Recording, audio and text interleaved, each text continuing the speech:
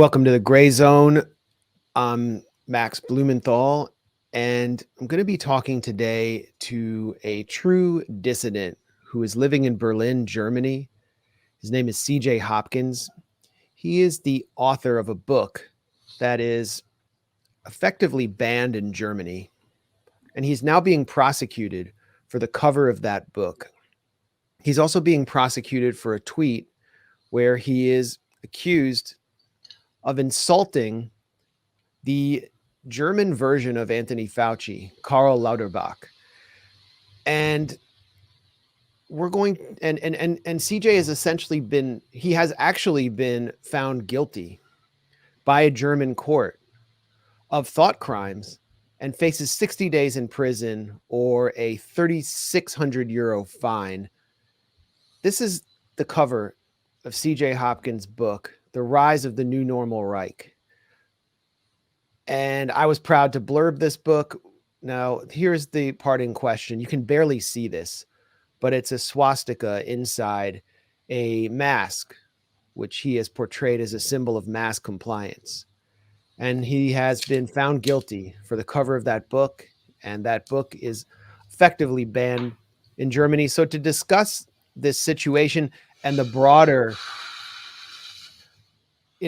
political environment in post-COVID, current proxy war Germany, we're joined by CJ Hopkins now. CJ, great to see you. Welcome back.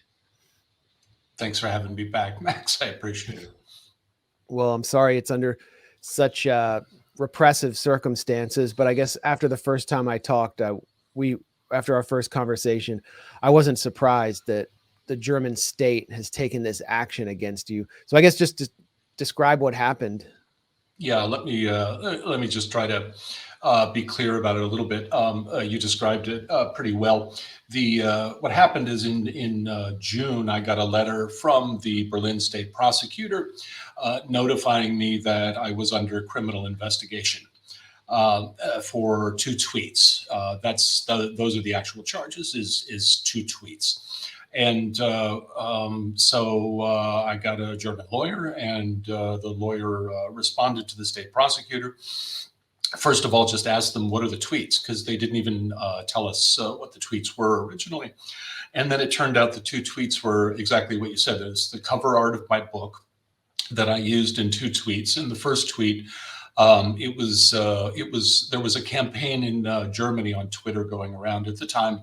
It was when they were considering ending the mask mandates, and there was a fanatical campaign going on.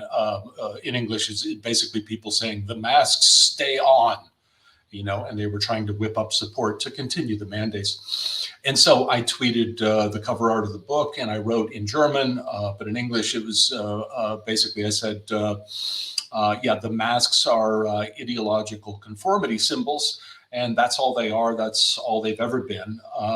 Stop pretending that they're anything else, or get used to wearing them.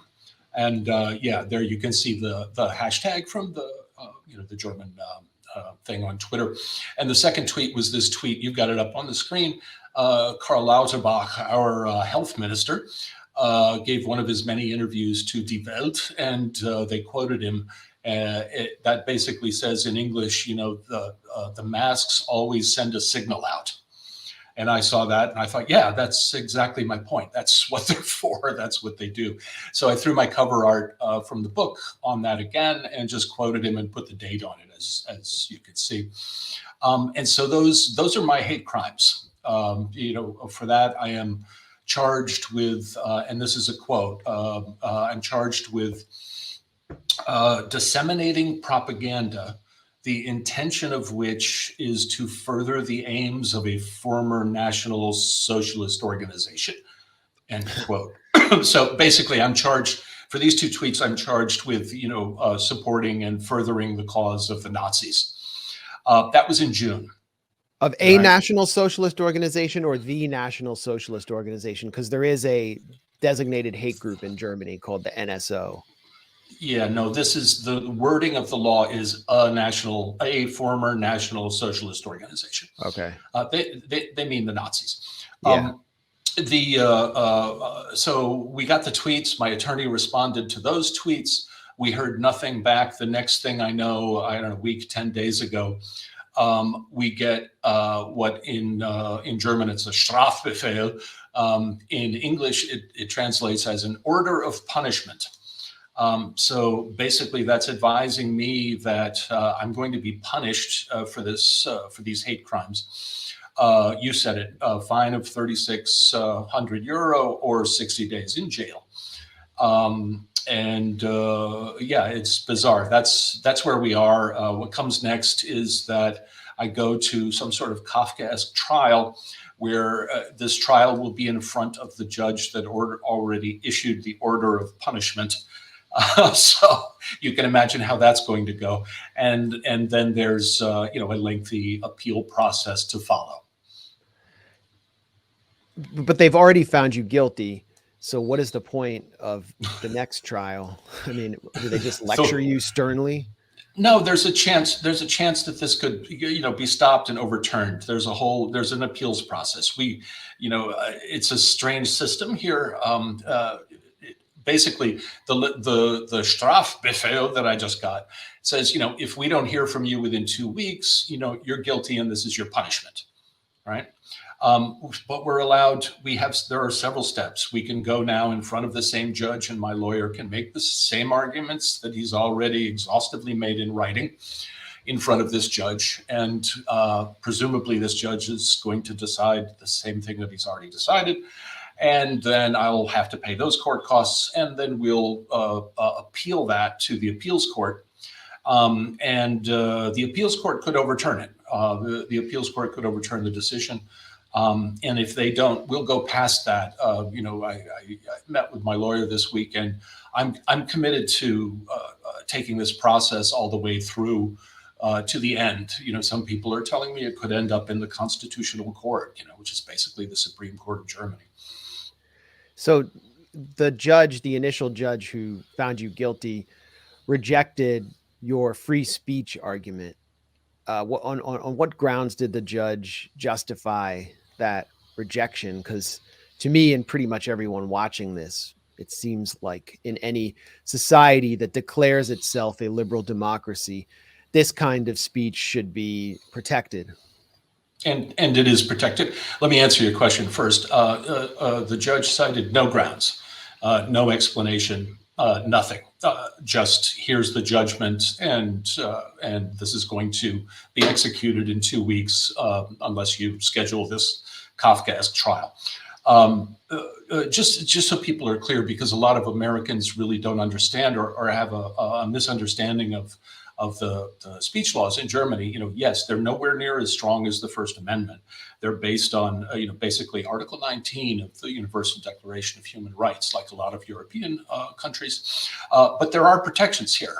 This law, a lot of people, I think, assume that, swastikas are completely banned and outlawed, and you can never display a swastika in Germany. And this is not true. Of course, if you're a Nazi and you're promoting Nazism, of course that's banned. And even though I'm a free speech absolutist, I understand that. It's Germany, for God's sakes.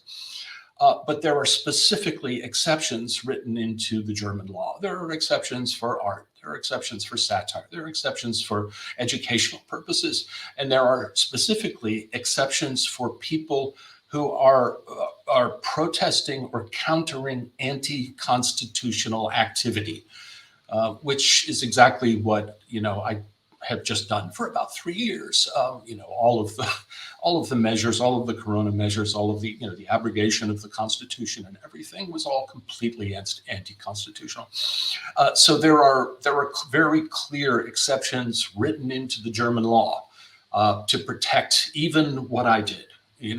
Even what I did. So there are absolutely free speech protections in Germany, and the judge is ignoring them. The authorities are ignoring them. The thing that is alarming and absurd about this, Max, is that there's not even there's absolutely no plausible, logical argument for these charges. It takes about, if you didn't know me from Adam, it would take you about 2 minutes, to research my 30-year history of work on the stage and in publications and determine what my character is and what my intentions are. It did take about 2 minutes. And these people aren't idiots. They know who I am. My attorney has explained all of this to them. Yeah. This is intimidation and it's retribution. And I think it is part of the larger, broader crackdown on dissent that is happening everywhere. I just saw the Grayzone's fundraising campaign just got canceled and taken down. The DSA just went through into effect here. Ireland is ramming an incredibly authoritarian speech bill through. It's happening in the UK. I think my case is just one of many, many examples of this crackdown on dissent. Yeah, and we've talked to Heinrich Booker of the Anti-War Co-op Cafe, who's been prosecuted for bringing up Germany's support for Ukrainian Nazi battalions like the Azov battalion. We've spoken to Alina Lipp, who's been prosecuted by the German state simply for reporting from the wrong side of the war, from the pro-Russian separatist areas of the Donbass. She's had her bank account seized and cannot return to Germany. So this is part of a larger trend. We're going to talk about Ireland and the DSA as well. And yes, GoFundMe has not banned us or taken us down. What they've done is they've frozen all donations on the grounds of some external concerns, and they don't offer us any due process. So at least you're given the illusion of due process. And what we have to do is now go to everyone and ask them to ask for a refund and then set up a separate fundraiser. It's this neoliberal model where the privately owned corporations are covertly influenced and controlled by the state, and we have it's an end around it's a way of getting around free speech protection. So that's something that I think you talk about in The Rise of the New Normal in your writing, is how the old free speech protections going through the courts, going through appeals, that's yesterday. This is a new normal. And I guess that kind of feeds into my next question, because when we talked, we were still in the thick of the COVID event, and Karl Lauterbach and company were calling for exclusively lockdowns of the unvaccinated, or what I call the untervaccinated. And now we're sort of past that. Many Americans want to forget about this. I assume many Germans do as well, but it flowed seamlessly into the Ukraine proxy war. You're still deluged in propaganda. We just talked about some of the repression that's rising. So how are you experiencing the new normal now in Germany? And explain what you meant by the new normal Reich. Yeah, sure. And thank you, because I just wanted to make this clear. A lot of people are also misunderstanding this. The title of my book, The Rise of the New Normal Reich, does not refer to Germany alone. If you read the book and you look at my essays, I covered all of this from the very beginning in March of 2020. And I covered it everywhere. It was a global phenomenon. It's still a global phenomenon. I covered events in the USA. I covered events in the UK, Canada, Australia.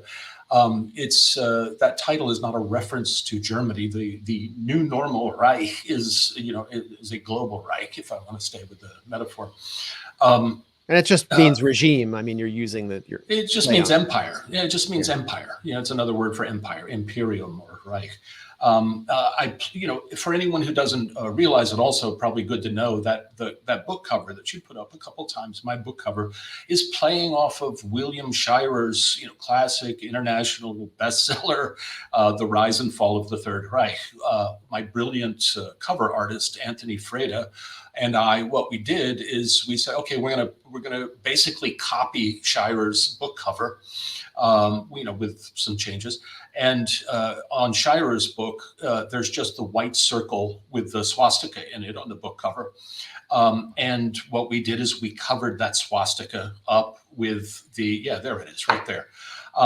We covered it up with the medical-looking masks that we were all being forced to wear. And that was our, satirical artistic statement.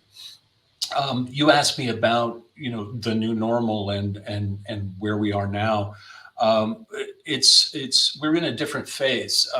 Max, I described what happened during 2020 to 2022, say, in some into this year a little bit, but really 2022. I described that as the shock and awe phase, right? And the shock and awe phase is over. That's people may remember this from the U.S. invasion of Iraq. It's when you go in and blow the hell out of everything and scare everybody to death and take over the country. The shock and awe phase is over. I think the phase that we're in now, I've been describing it as the mistakes were made phase. And it's also the limited hangout phase. And if people go back and look at the aftermath of the U.S. invasion of Iraq, these are classic stages. This is where the powers that be kind of process everything that happened, and they admit to small things so that they don't have to talk about large things. And they say, oh yeah, well, we weren't exactly right about this. But it ends up just reinforcing the whole official narrative that by this time has been planted and locked in to society. So I think we're in that phase. It's a different phase. It's a subtler phase. And what I'm seeing is just all of the classic hallmarks of this phase. The official pandemic narrative is being enshrined as official history. With minor revisionist history. Yes. I mean, Fauci has said, I never called for anyone to be locked down, which is just a straight up lie. Bill Gates has said something similar, that, the lockdowns were, we're going to need better lockdowns. And he also said, we're going to need better vaccines, when at the time they were saying this is like the gold standard. Karl Lauterbach also, I mean, here's a tweet by Karl Lauterbach at the time. He's saying, you're correct. And he's attacking a minority of society that does not want a vaccination without side effects, even though it is free and can save their lives. He's basically saying it is without side effects. And then Karl Lauterbach later had to acknowledge hundreds of thousands of reported vaccine injuries in his health ministry system this March. So, and it's like everyone's just forgotten, and he's not held accountable. And that is what really shocks me. Isn't just that the officials of the new normal who guided this regime are squirming out of their previous statements, which created so much public consent for disastrous policies, but that the public is willing to let them squirm away. And I would assume that Germans have been more compliant with the continuation of the new normal than Americans. But yes, what's your sense? Yes, they have. I mean, Germany is a much more homogenous culture, and it's basically a more authoritarian culture. People are more inclined to follow orders. So yes, I agree. And there's a lot. Thank God there was so much division in the States. I've never been so happy for loud conservative pushback in my life. I was really grateful for the division and the pushback in the States. I never thanked God for Republicans before. Right. And I've met I'm in contact with a bunch of great people because of it. The things that, what you were talking about, the example that you just put up, Max, this is exactly what I mean by the mistakes were made phase. This is where some of their lies get exposed, and they come out and say, "Oh, all right, okay, that's not what." And it gets processed, and it goes down the memory hole, and nobody cares. And the official narrative is nonetheless cemented in place. And it's classic for this phase. Yeah. And so what are you planning to do just within your own life after being named a hate criminal in Germany? Will you be deported? I mean, I was essentially branded a hate criminal without being convicted because I supported the Palestinian call for boycott of Israeli products, Israeli state manufactured products, and so on. And I came to Germany to speak about the war on Gaza that Israel just waged, that I covered, and I was branded an anti-Semite on Berliner Morgenpost, and then that followed with Der Spiegel calling me an anti-Semite, and pretty much every German paper. And it, created an atmosphere around me that made me feel like I wasn't wanted by mainstream German society, and like there might be a torchlit mob showing up wherever I'm staying. But you live there. You've actually been found guilty by a German court of being a hate criminal. Do you feel that this society has ejected you? Are you planning to leave? Or are you going to, make your stand? Yes, and I'll admit this to all of the people that, for years people have been writing to me, and replying to tweets and stuff, and basically saying, you idiot, what are you still doing there? Yeah. What kind of a moron are you? Get out of Germany, get out now. And I've been pushing back to those people and trying to tell them, hey, I've lived here for almost 20 years. I'm dug in. My wife has a business here. I'm not rich. I can't just, pick up my life and move. And also, I don't like being bullied. I don't like being, pushed out of some place that I've set up as home. And I've been saying this to people for years and years. And I just want to say to those people, okay, I got it. I'm going. It's, I can't just pick up and move, Max. It's going to take me a while, but the long story short, I had a long talk with my wife about this the other night, and where I ended up with, I said, baby, what it comes down to is that if I stay here, I will not be able to respect myself. Is what it is. I mean, a country and a society that has gone this far, in our day and age, and is willing to dish out this type of treatment, to someone like me in this absurd situation. I can't stay here and respect myself. So I'm making plans and figuring out how to make that transition. It's going to take a while. It's not going to happen overnight, but yes, I'm gone. I mean, is this a tragic decision for you, or do you feel a sense of relief? Well, I got here, almost 20 years ago. I got here because I wanted to bail out of the States. I could not take the atmosphere after 9/11, after the invasion of Iraq, and all of our fruitless work trying to prevent that from happening. And I just felt so demoralized and humiliated. And I had been bouncing around in Europe, and I liked the culture.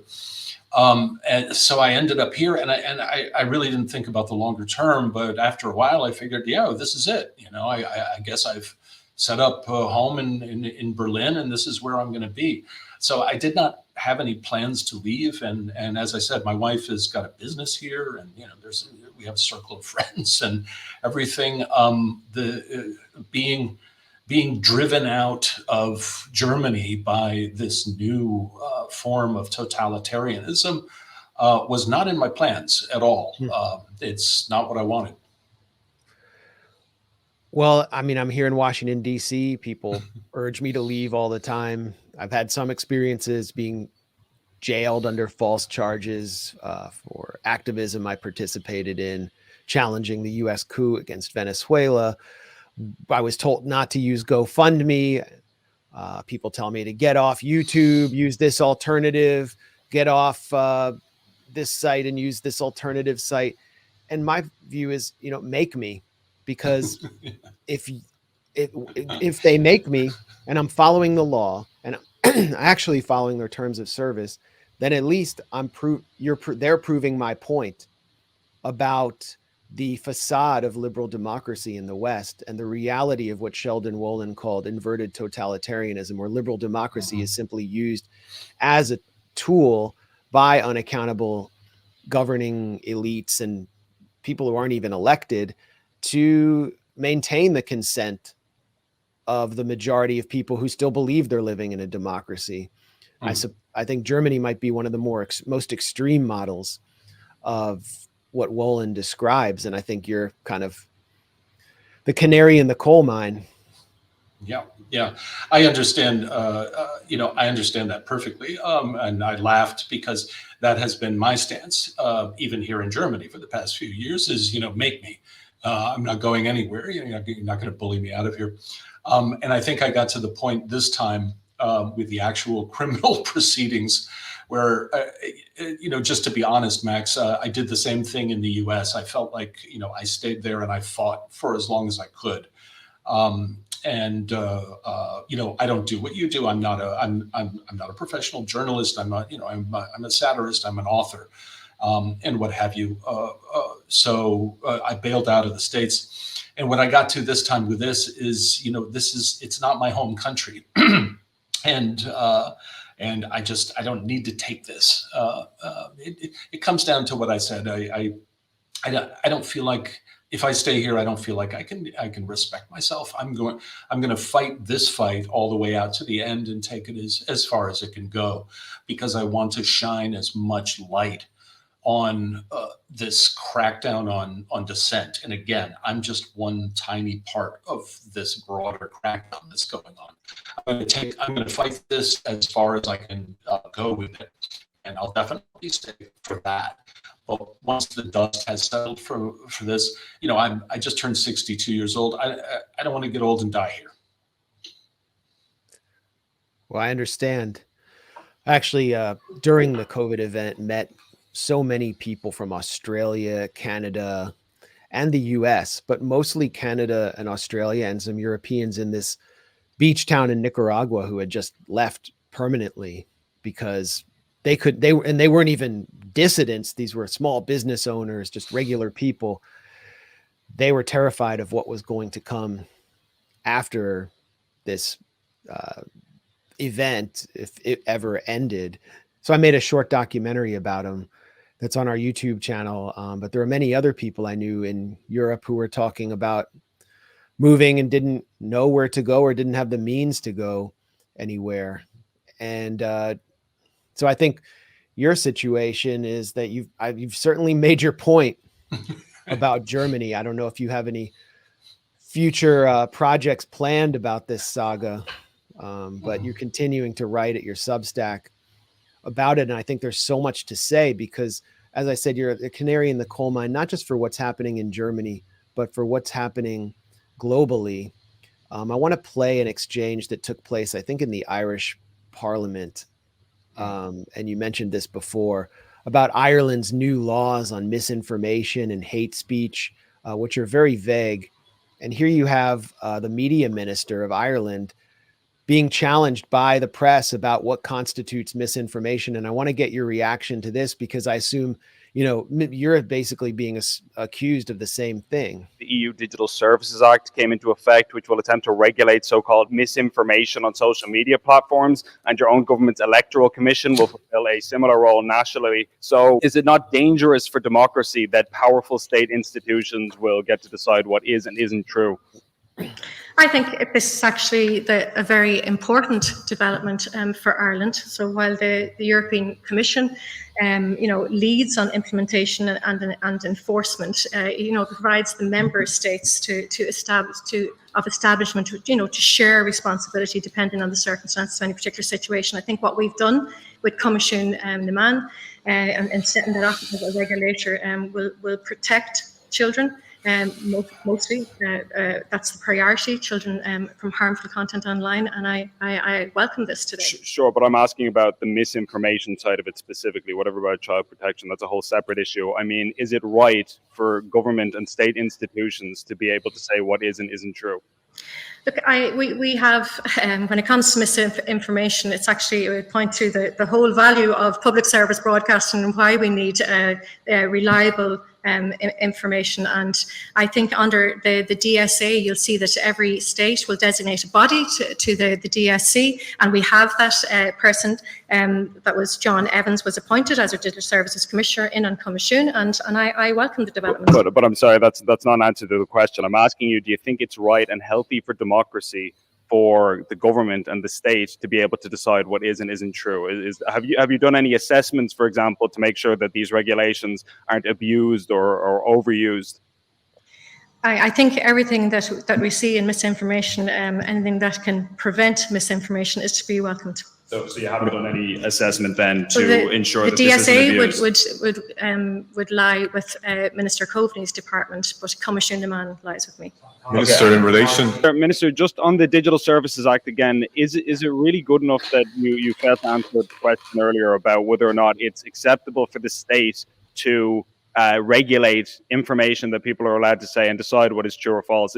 Should people be encouraged by the fact that the minister can't answer a simple question when we're literally regulating truth itself? I'm quite clear on the need to tackle misinformation, and actually everything that we're dealing with now points to the value of public service broadcasting and the immense valuable role it played none of this has anything to do with the question I've asked. None of this has anything to do with the question I've asked.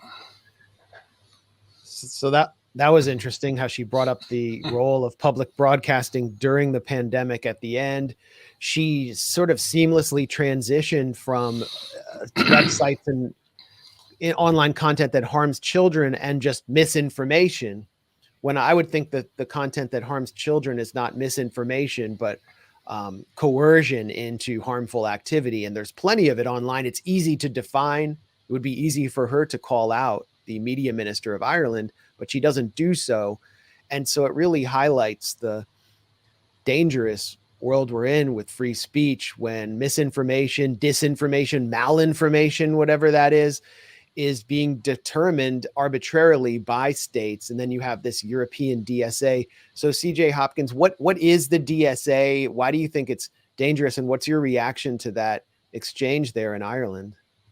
I've seen that. I saw that. I'm actually connected to that journalist who grilled her. So I had seen that clip before, and it's remarkable. Rather than going into a big detailed thing about the DSA or any of these new laws that are being pushed through, they are all basically variations on a theme, and what they are about is codifying the ability of states working with corporations to censor or visibility filter our free speech by using these vague, these ill-defined terms like misinformation and disinformation and malinformation, which is apparently true information, but it's bad. It's bad information. And terms like hate speech. It's what is that exactly? If you think about all of these terms that are being rolled out and used as pretexts to control and manipulate our speech, our free speech and our freedom of expression, these terms they're not political terms. They're not even legal terms. They're sort of just pathological terms. They're essentially meaningless and strategic. They're just meant to sort of brand and demonize whatever the authorities want to brand and demonize. What I thought was remarkable about that exchange in Ireland is that it demonstrated a point that I've been trying to make. Can I use foul language on your show, Max? Yeah, we'll just have to bleep it out for Pacifica Radio. Okay, I'll tone down my foul language, and maybe it'll get through. The journalist was pressing the minister and saying, "Will you answer the question? Do you think it's right for that to decide?" And basically, if you cut through all of the doublespeak, her answer was, "Screw you." Screw you. We don't have to explain ourselves to you anymore. What we're going to do, we have these words, these terms, and we're going to use these terms to justify controlling speech however we want to. Right. And we could talk about the DSA for 2 hours and the Irish bill for 2 hours, the UK bill for 2 hours, but that is essentially what this comes down to. It's happening in countries throughout the West, and And it is essentially, basically the powers that be decided, wow, we need to shut this down. We need to establish some controls over what people can read and see and say on the internet. And we're going to push all these bills through and all these laws through to legitimize what we want to do. This is the broader crackdown on dissent that I'm talking about. And if people aren't paying attention to it, they really, really need to. And it's sort of justified through the mass hysteria that comes about through a psychological operation that, generates, they generate fear and hysteria among the public to nudge the public into a certain behavior, whether it's displaying nationalism and support for a war effort like the NATO proxy war in Ukraine, or for mandates of, the jab mandates, the mask mandates, and total compliance around COVID.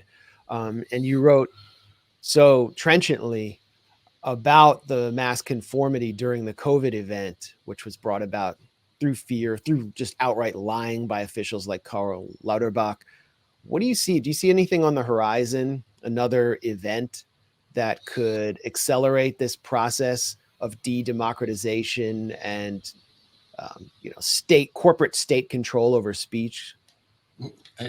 I do, and I want to avoid, getting into a long digression, with my usual stuff that my usual shtick that and people can read online. But the short version is, I've been tracking this evolution since way before 2020, way back to Brexit and Trump and the whole rise of the populist pushback against the hegemony of global capitalist ideology. I've been tracking it, and I see this as one movement that has been evolving. There's a line that runs through all this, and what it's all about is we don't have to really do democracy anymore like we used to, right? We control the entire planet. When I say we, and that's where it gets complicated, and I don't want to get bogged down in it. People can read about it. I'm talking about a global ideological system that is very complex, but nonetheless, it's a global capitalist world, folks. One big global capitalist world. They don't have any outside adversaries on that ultimate level. There's no ideological adversary to global capitalism. When I say global cap, I'm talking about China and Russia, just like every other country on the planet. There's no outside adversary anymore. The only thing that this system has left to do is clear and hold, tighten control, identify pockets of resistance, any type of resistance, whether it is Russia trying to hold on to its national sovereignty, Iran trying to hold on to its national sovereignty. There are numerous examples, or right-wing populism rising up in Europe, or people, rebelling to the COVID measures. It doesn't matter what type of resistance. Identify pockets of resistance, wipe out those pockets of resistance, and establish global Gleichschaltung, ideological conformity.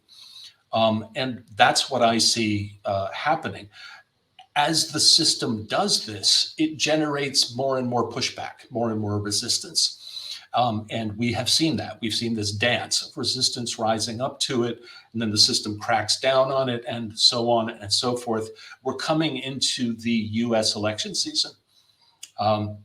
And Donald Trump is running for office. If folks go back and remember the circus of the Trump years, the guy is running for office again. And for anyone who doesn't know, I'm not a fan of Donald Trump personally. It doesn't matter. The guy's running again. They've indicted him. I don't know how many charges they've slapped on him. 4 indictments, I think. Everyone at this point, we've forgotten about Stormy Daniels. It's like they're going to put him on trial. I think I read they're going to put him on trial in the spring.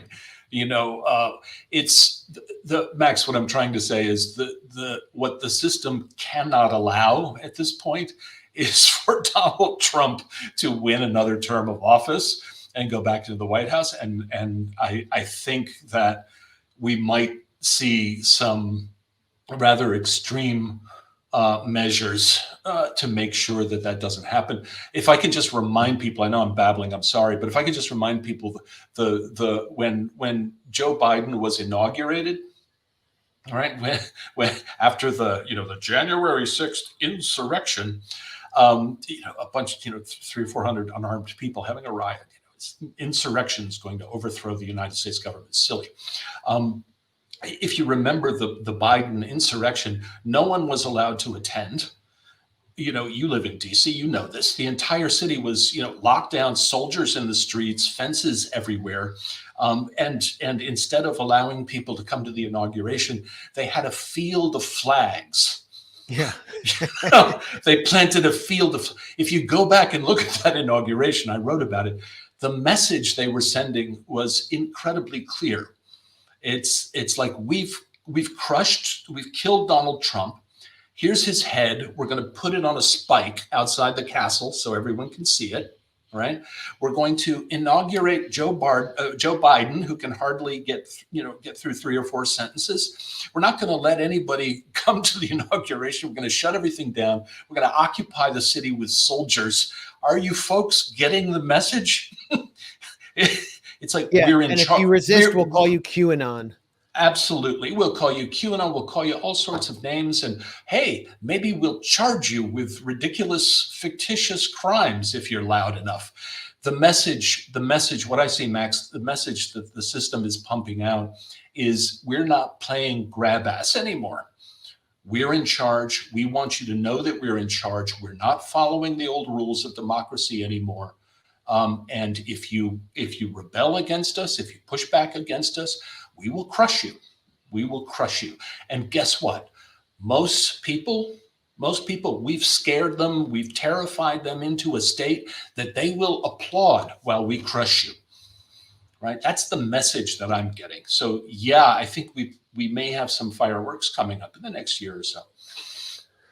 Yeah, this will not be a normal election. I think we can conclude that. And the message was sent in the United States during the Dark Brandon speech by Joe Biden, where he sort of memed himself and appeared in front of a wall of red lighting, delivering this stern hectoring at populist forces, warning them that they will be basically jailed and taken down if they try to resist.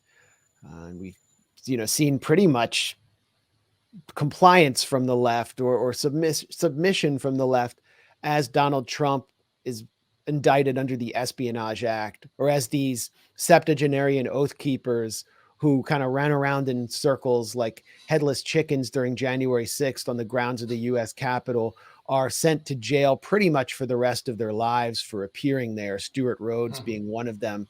I think Enrico Tarrio, the leader of the Proud Boys, who was at one point a police informant, is facing some kind of indictment for over 30 years for January 6th, but he wasn't even present. He was arrested before January 6th took place.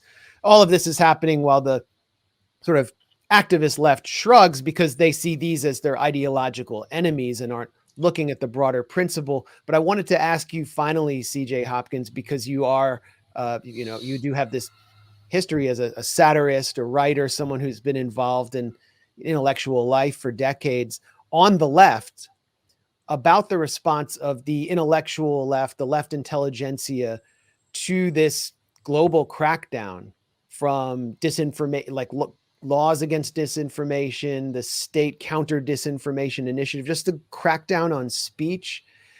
And I want to point to one particular figure who is known as probably one of the most famous left-wing writers of my generation. And I'll show you a quick video by her promoting her new book, Doppelganger, and it's Naomi Klein. And this is a very unusual video, but it says a lot, and I'll, talk about it after you watch a little bit. And as some of you know, I have a doppelganger, a person who does many extreme things that cause strangers to chastise me or thank me or express their pity for me. I used to be horrified by this, but then something happened that I didn't expect. I got interested. interested in what it means to have a doppelganger. So I decided to follow my doppelganger to a place I've come to think of as the mirror world. It's a strange mirror image of the world where I live. It's a place where many ideas that I care about are being twisted and warped into dangerous doppelganger versions of themselves. You see Bobby Kennedy and JFK. When I look at the mirror world, I don't see disagreements over a shared reality. I see disagreements about what is real and what is a simulation. And with She's AI generating she's more talking and about more of what we conspiracy see and theories hear, it's only getting harder to distinguish and the people who authentic don't from the know what's synthetic. real. After all, artificial intelligence is a mirroring. So we could go on watching that, but basically the thesis of her book is that she has the same name as Naomi Wolf, who emerged as this major critic of COVID restrictions, got involved with Steve Bannon and his network, though she used to be a prominent liberal who had advised Al Gore. And while Naomi Klein, who had written the book on disaster capitalism and PSYOPs, sat on the sidelines during the whole COVID event, basically clapping along to Fauci and the entire liberal regime, essentially supported lockdowns, had almost nothing to say. And now she's coming out against Naomi Wolf, claiming that she's kind of ruining her life by existing. But what she's really seeming to be doing there is offering her expertise as someone who's been involved with radical or dissenting movements for the liberal class to crack down on populism. She's sort of offering herself as a native informant and declaring that her version of reality is the concrete reality, while everyone else is a conspiracy theorist who needs to be countered. And she's gone more recently after Robert F. Kennedy Jr., whose blurb features prominently on your book, CJ. So just to the broader issue of the left intelligentsia's response to the new normal order, which includes this gigantic crackdown on free speech, which the left has typically defended. And I don't know if you have any comments about Naomi Klein's book. What I'd like to do, Max, I'd like to talk just a little bit about that clip. I had not seen that clip. I vaguely remember, hearing about the doppelganger thing with Klein, but I think it's just so key. But to answer your first question, maybe I can steer folks towards one of my essays from earlier this year in the spring. I was in London and gave a speech there, and I specifically tried to talk about, what the hell has been going on with the left. People can find it on my Substack.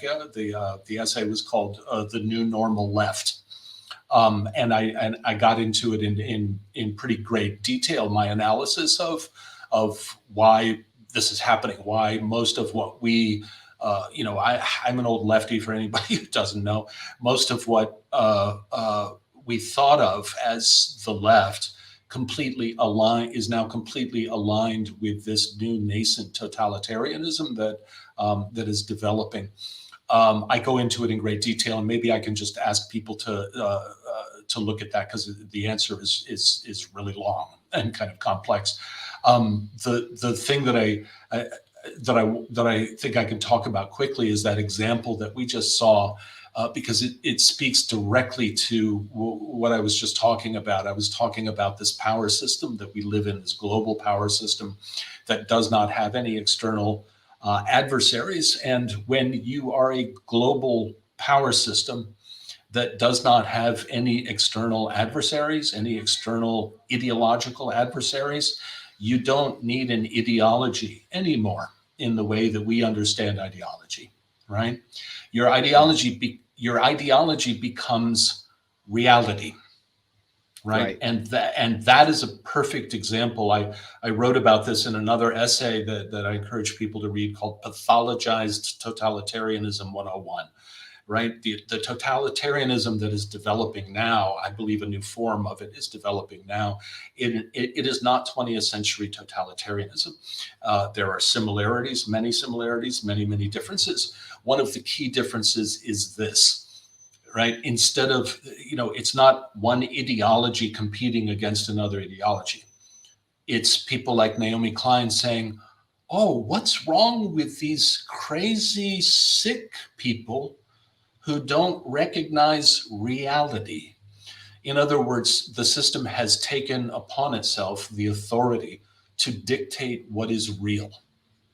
Not just what is true, but what is real. Yep.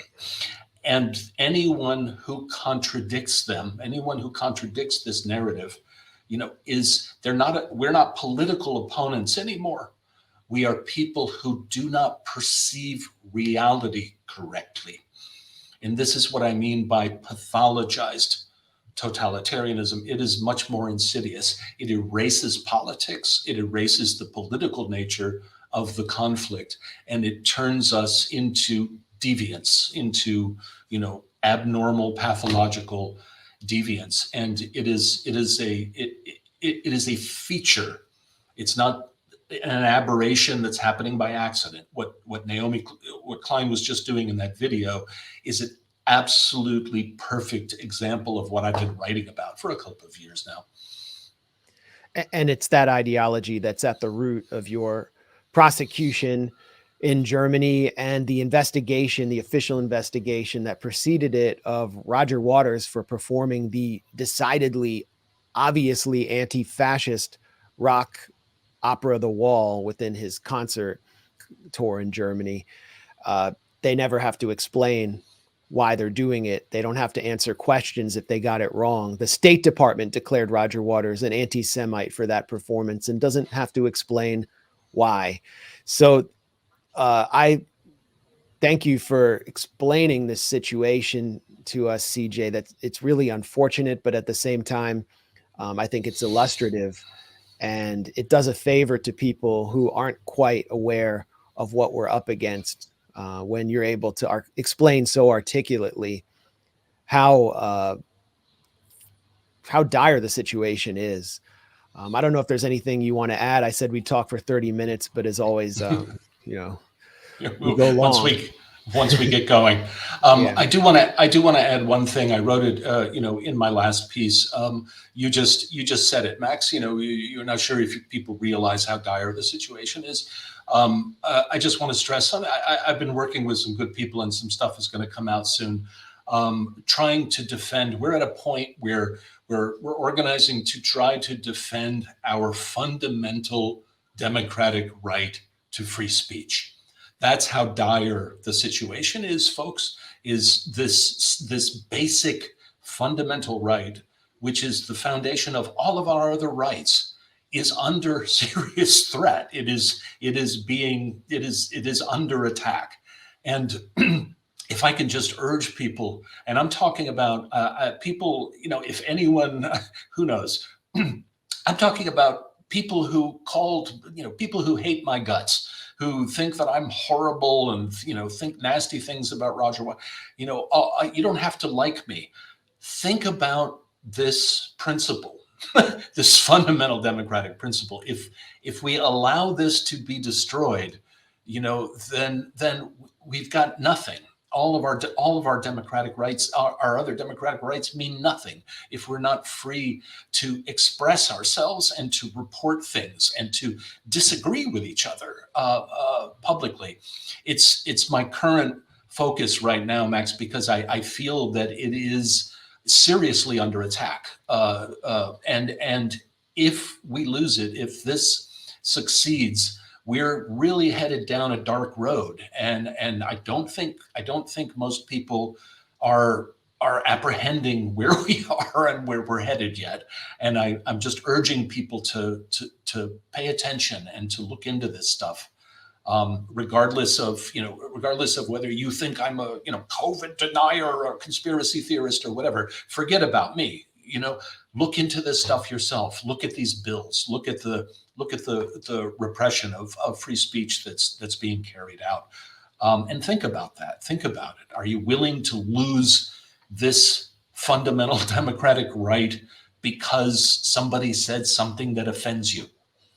I have to believe that that I have to believe that even a lot of the folks who've been calling me names and, wanted to put us in camps, I have to believe that somewhere down there, Max, somewhere down there, they still, there's still a respect for these democratic rights. I may be wrong, but I've got to believe it.